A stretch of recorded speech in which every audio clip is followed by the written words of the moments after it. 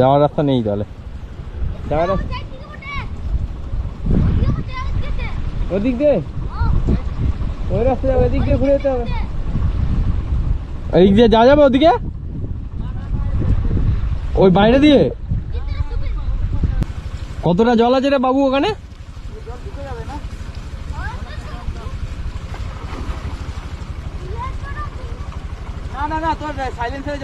দাদা দেখি না, আর একটু আগে যা, ওই যে ওখানে যেখানে মাছ ধরছে ওখানটায় গিয়ে দেখা।